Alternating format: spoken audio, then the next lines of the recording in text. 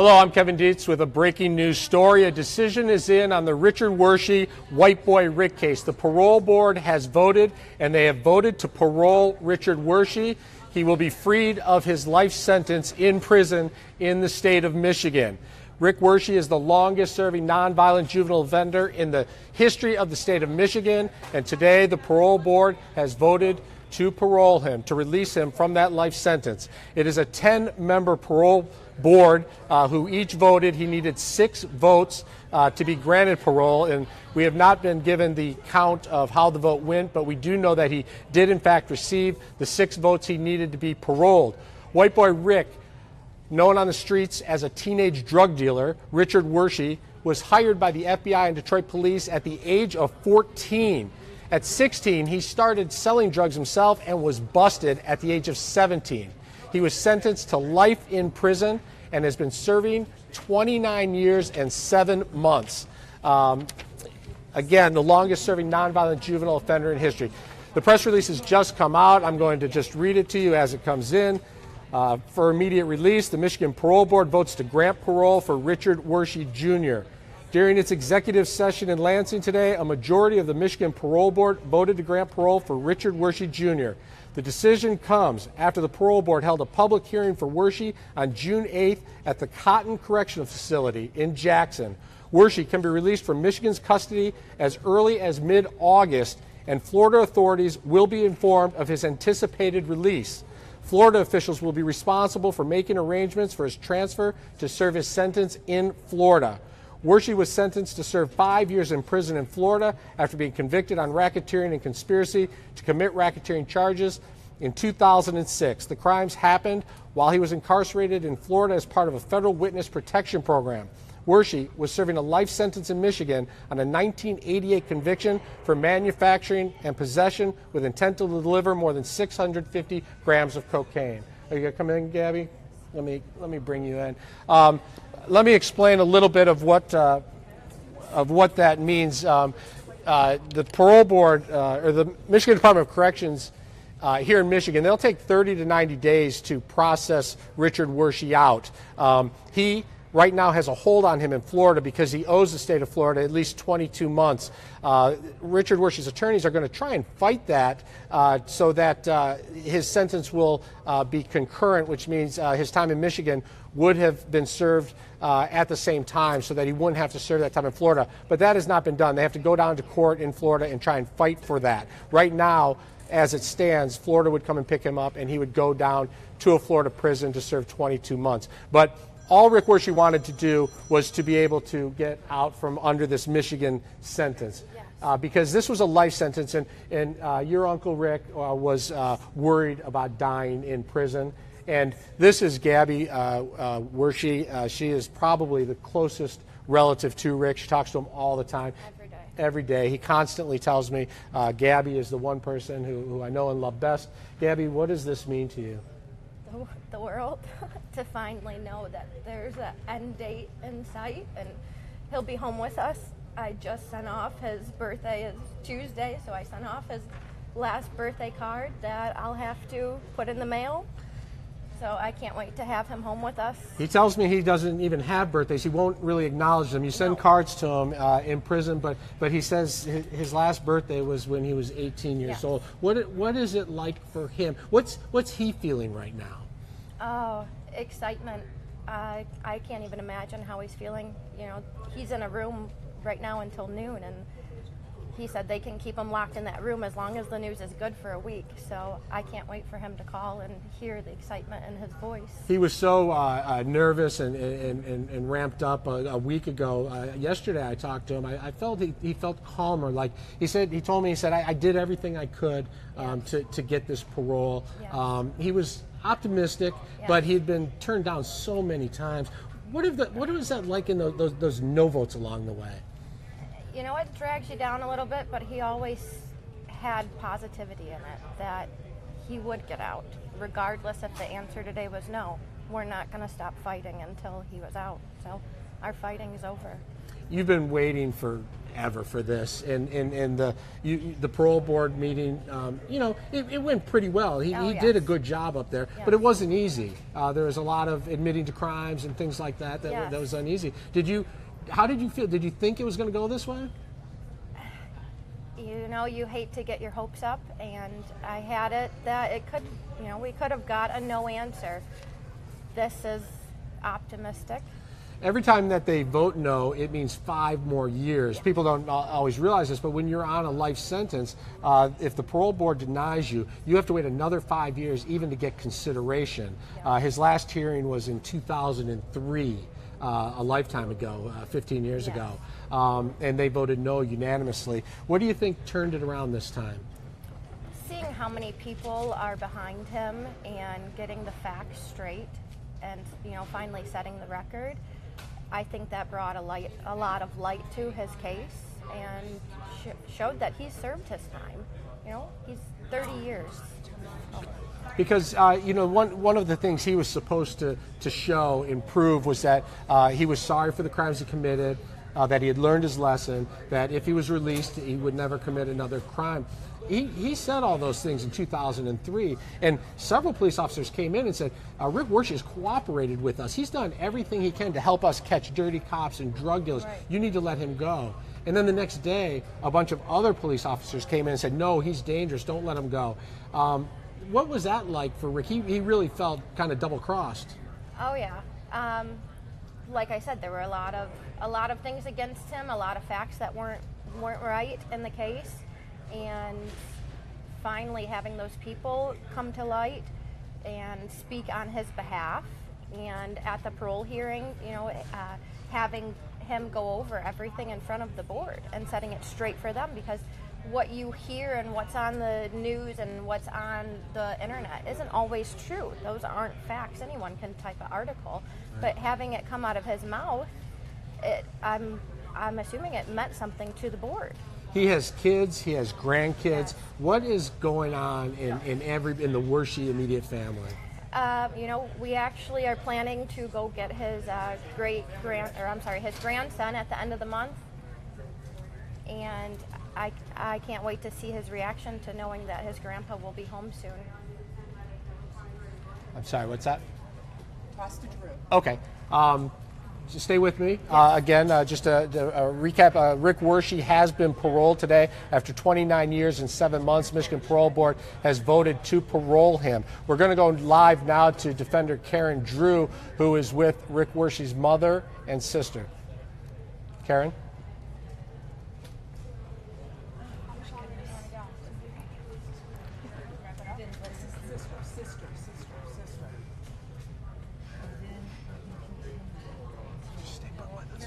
What are we going to do at noon? That's the whole. What time is it?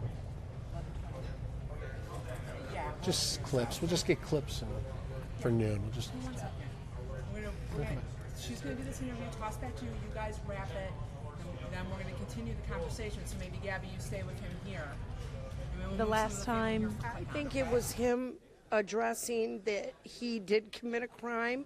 He did own up to it, and that he is so anti-drug now that he could be a prosecutor. He will not commit any crimes. He will not be back in prison. And I can't wait so I can give him a hug. what? Can't wait. I'm sure you've dreamt about this day. Yes.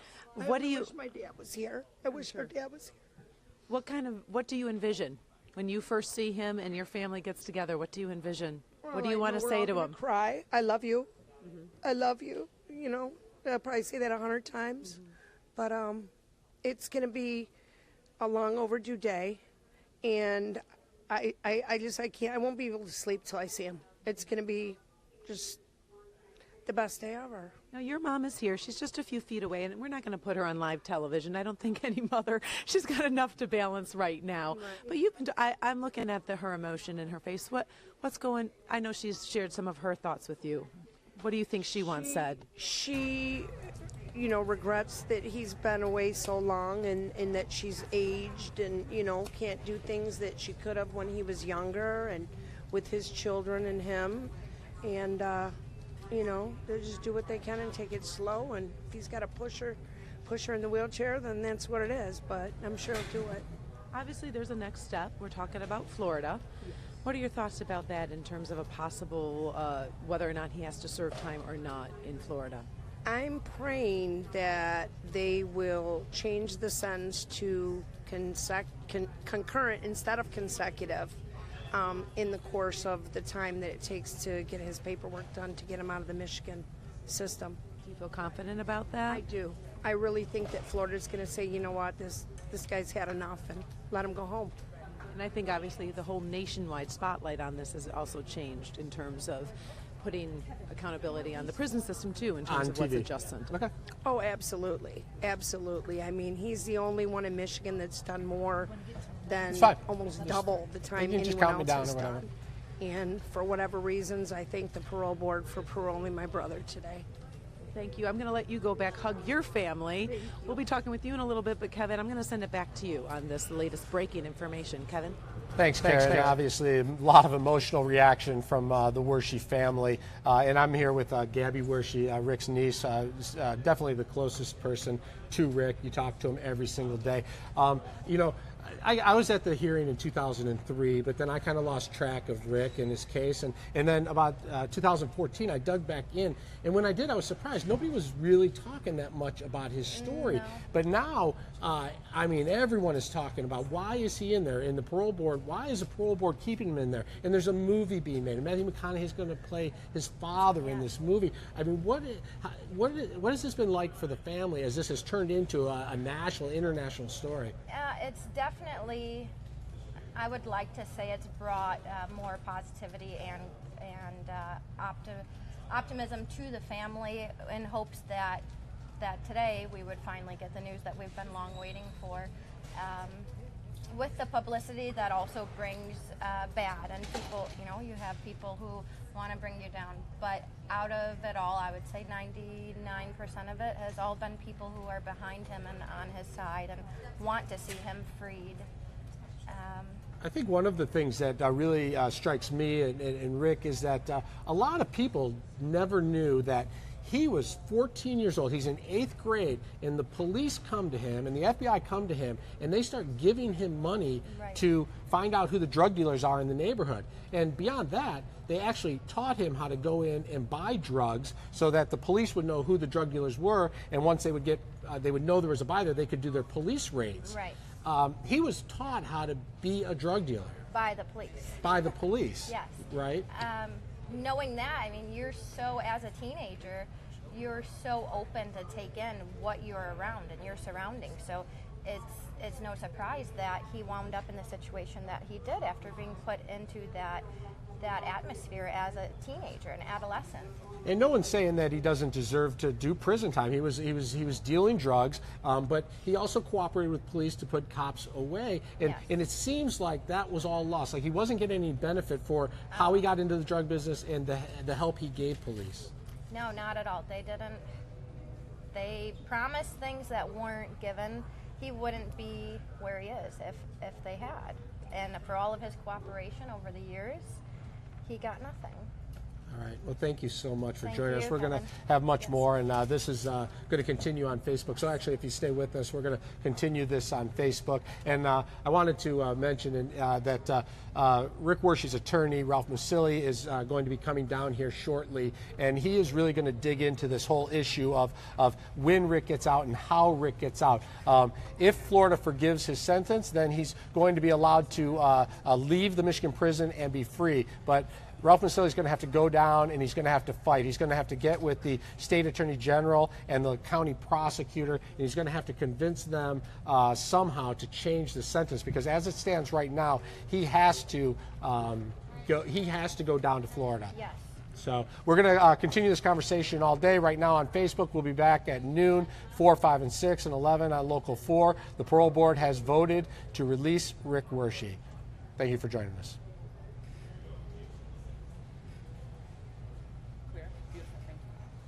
We're going to continue online. And We're still up. Okay, so we're on Facebook now, Okay. a little more casual, but still lots of people tuning in Yes. and watching this. So, you know, what happened when you saw that word? I think we put up the graphic right here. White boy Rick freed. I'm sure you hate white boy Rick, but Rick, where's she freed? Seeing that sitting in the room back there, and you glance up and see that it says freed, and I didn't know what to think at first. You know, is that accurate? Is that the verdict? And knowing that it was, and I couldn't control my emotions. It's like exhaling or something. Yeah, Or just knowing that finally he can be out and live his life and see his grandchildren grow up. I have a 10-month-old daughter. See family that he hasn't seen in years. Get to really enjoy his life. When people ask me all the time, and they always say, you know, what is he like? And I said, look, this is not some thug. This, and to me, I sort of feel like he's sort of still 17 at times, you know, and I have no idea what it would be like to be locked up like that. But he really cares about his family. He really cares about his friends. He's a very genuine person. You don't come across many people like him, and he will go with above and beyond to help anyone with what's in his reach. His mental stability, I don't know how he stayed so sane being in jail, and even when I'm down sometimes, and speak with him, just his positivity, and it's okay, you know, you can do it, you pull through it. There's another day tomorrow, you start fresh. And that's, I think, one of the reasons so many people are behind him. You know Greg Schwartz, right? He's an FBI agent who worked with Rick Wershe on Operation Backbone. Greg Schwartz came in and asked Rick to help him bust dirty cops and drug dealers, and Rick did that. And to this day, Greg Schwartz talks to Rick probably once or twice a week. Oh, yeah. Greg Schwartz doesn't have to do that. He could have got his bust and moved on. Right. Describe some of those relationships. He's built many great relationships over the years. Simple as he's a great person, but knowing these people, you know, like you said, Greg Schwartz, and other people have put him in contact, or people have reached out to him and just realized what a great guy he is. Even from jail, the things that he's done behind bars to help others and help the community and give back. You know, let's talk about that for a minute here. So Rick Wershe is in prison. He feels that he's been in 15 years too long. Most people would be very angry about that, and I'm sure he is. But Rick Wershe, for years, has run a charity, or helped to run a charity, where they collect money at Christmas time, Thanksgiving time, and in the summer, where they raise money to buy food in the very same neighborhood where he grew up. Yes. Oh, yes. We drop off truckloads, gift cards, food, toiletries, and drop them off to the church where in his childhood neighborhood where he grew up. They disperse those out to families who are in need, and it's a great thing. He likes to see that, giving back to a community that has changed so much, and once he gets out and realizes how much it changed, I think it's only going to make him want to give back and help the community even more. 23 hours a day in a cell, it could drive anybody mad. He works in the laundry and does get 4-hour work shifts, like 4 times a week. Yes. He gets 1 hour of exercise a day that he says he desperately needs. But he also paints, doesn't he? Yes. Tell me a little bit about Paints and that. draws. Since I was a young kid, he's always had artistic side of him, and sending pictures or T-shirts, ceramics from prison to us kids. Our birthday cards are always extravagant and have a beautiful drawing on them. He started doing drawings for charity, or auctioning them off to help as well, or sending them to people who have helped him along the way.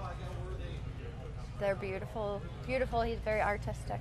What kind of, are we getting any feedback from people? Anybody have any questions? It's been such a long journey, and it seems each time that you get hopeful, the door gets slammed shut on you. Yes. And that's just it's so difficult to see. But now finally, knowing that there's no more what's the word I'm looking for? No more down to this. There's no downside to this anymore. It's knowing that there's an end date for him, regardless of what happens with Florida. Right. If he has to go and serve the time, you have to serve the time. But knowing you can count down the days and you'll be a freed man. you know, can we throw to Rick's interview from yesterday? We have a 3-minute. Oh, I'm sorry. Before we do that, let's just read this. This is a statement from Kim Worthy, the Wayne County prosecutor, who had opposed Rick Wershe's release for a long time. And then just last year, after a series of stories here on Local 4, she said that she had changed her opinion or softened it. It was going to stand on the sidelines and let the parole board decide without any input from her. Today, her statement is, the position of the Wayne County Prosecutor's Office is that this is a decision that has been made by the parole board and that we have no further position. We respect and accept the decision of the parole board. So short and simple. You know how important this was. Yes. If Kim Worthy's office had been as aggressive as the Wayne County Prosecutor's Office has been the past 15 years, this would have been a different debate in that parole room. If Kim Worthy was there, yes. I mean, I know, I'm sure that you guys feel that law enforcement should have worked to get him out sooner, and I get that. But how important was it that law enforcement, not just Kim Worthy, but all of law enforcement stepped aside and said, we're not gonna weigh in? I think taking in all the factors, finally realizing this man's been in jail his whole life. He went away as a teenager. He's now a grown adult. And seeing the case laid out for everyone and how much he's assisted law enforcement and helped put away different, people who broke the law. And he accepted what he did. He never denied that he did it. He accepted it. Yeah, this is a document from 2003 when they unanimously denied parole after that hearing. It says just flat out that by far the biggest reason was the opposition from the Wayne County Prosecutor's Office, the U.S. Attorney's Office, Drug Enforcement Agency. It also says that some officers in law enforcement supported him, but that was not here this time. There was no opposition, and the parole board really had very little to look at in a negative sense. So we're going to go to a 3-minute interview that I did with Rick yesterday. It was his feelings before the vote, but let's hear what he had to say just prior to the vote. I've done everything I can do, and I don't see what any more time in here would serve. I've served 29 years and 7 months. And now being this close, what is the waiting like? The waiting is, honestly, I would have to say it's the worst. You go through the process, and the waiting is the most stressful part. You replay things in your head over and over, and of course in here you have so much time on your hands, so when you're sitting in your cell you dwell on things, and to be honest, it's hard to get any sleep. I asked you this once before when the day before the sentencing, the resentencing, Dana Hathaway's, that never happened. But if this vote goes the way you want it to, how will you feel? A 1,000-pound weight has been lifted off of my chest. I'll be elated to get what's left of my life back and be able to go and spend time with my family and friends and my nieces and nephews, my kids, my grandkids. Keep in mind that I've been in here so long that I have a great niece that I've never met. I have 5 grandkids that I've never met. So I'll be overwhelmed with joy. And when you get out, you just want to do normal things, right? Yeah, of course. Again, the first thing, one of the first things I want to do, Kevin, is I want to go visit my grandmother and grandfather's grave and tell him that I made it out of here, and then I want to go visit my buddy Steve's grave and leave him something on his grave, and then try and get back to whatever normalcy I can in my life. Does it even run through your head that they might say no? Absolutely, it runs through my head. I mean, I wish I could say that it didn't, but absolutely, I've been turned down so many times and had the door shut so many times when I thought it was open that absolutely, that's the stressful part. If I knew that they weren't going to say no, I wouldn't be stressed out. That's the stress of the whole situation. And so you're stuck just waiting, I guess, and waiting still. Yeah, you're in limbo. You're waiting, and your life is in these 10 people's hands, and you hope that 6 of them have the compassion and to realize the mistakes I made were as a kid. And so that was Rick Wershe yesterday before the vote. Now, of course, the vote has come in, and the parole board has voted to parole Richard Wershe, to release him from that life sentence. And we now know that Richard Wershe, of course, has been notified by the parole board. So he is aware that he has been paroled, and he was able to make a phone call out to his attorney's office. So at least the word is starting to trickle out about how he must feel, and what a call for Ralph Masilli's office to get. Finally, yes. I can't imagine. I'm sure the office is celebrating and overjoyed with the news. I can't wait for him to call and for me to actually be able to speak to him and hear that in his voice and finally feel that he's at ease knowing that this is behind us. Yeah, and they've been working very hard to try and get this done, and their work's not done either. Besides the Florida situation, let's talk a little bit about the 30 to 90 day processing out process. So what the Michigan Department of Corrections wants to do is they want to find out what's Rick going to do if they let him out. So like he's got to have a place to live, he's got to have a place to work, and obviously we'll never say where those things are because his safety is an issue too. Right. But how do you feel about his ability to find a place to live, to find work? We have lots of family, or he has friends that have outreached to him and told them they will open their doors to him. I will open my doors to him. So he definitely has a place to stay. As far as work, he's had numerous job offers, and I think as a man, he hasn't had any work experience. He did take college courses while he's been in prison, but I think he's ready to get out and get his hands dirty and see what he can actually do and what he's capable of. I get the feeling that he's kind of looking forward to it. Yes. Yes.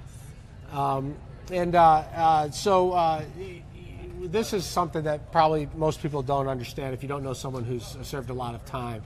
But when you talk to Rick, prior to the release, anyway, prior to this vote, he's never really been too worried about what Florida does. It sounds crazy, but when you think about, he may have to go to 22 months, and he's like, I have no problem. I don't want to do 22 months, but I have no problem with 22 months. What is that? How does that happen? Like I said, just knowing that a life sentence is scary.